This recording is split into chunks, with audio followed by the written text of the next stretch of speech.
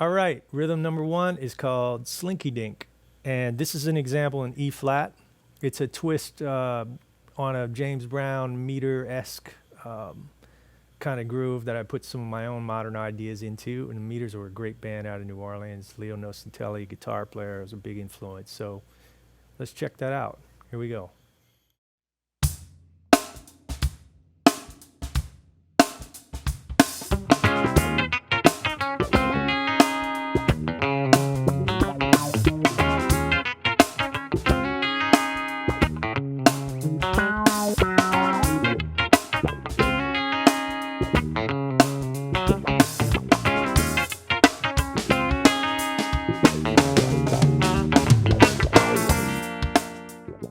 All right, let's break this example down. The best way, this one is sort of involved. It has a lot of interplay between right and left hand. The best way for me to explain this is to break it into the chord nuggets of the riff. One being the first component would be a slide that I'm doing, which is, it starts out the riff.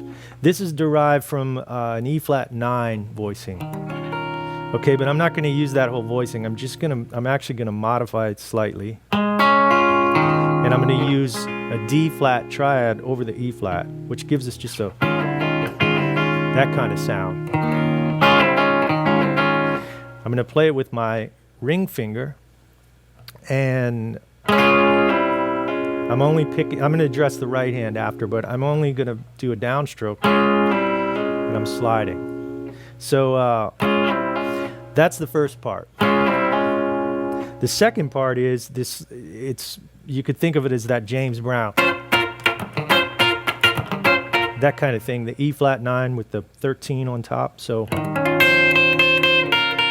using my pinky to play the C on the E string, and I'm going to my ring finger, which is the B flat. So that's this sound, right?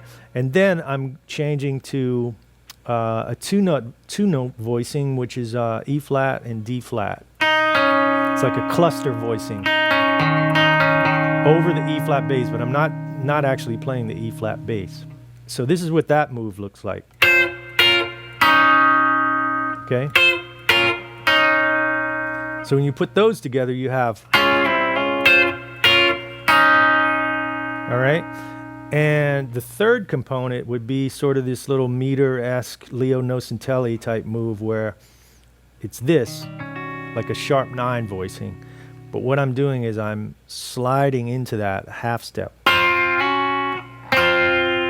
then playing the A flat on top.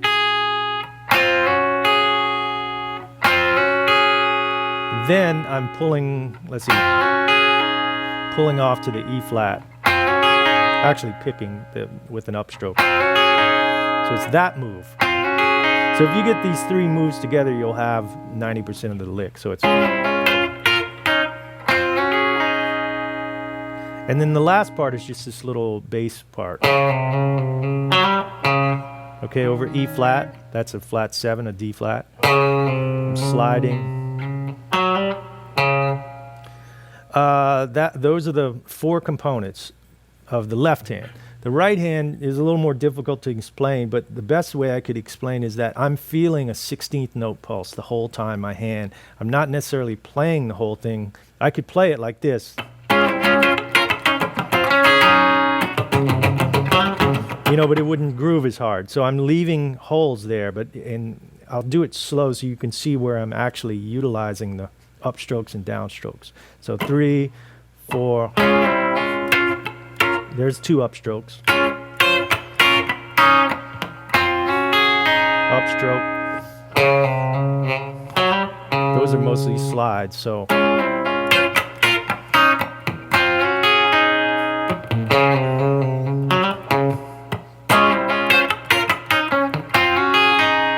So I would say most of the work is being done by the upstrokes.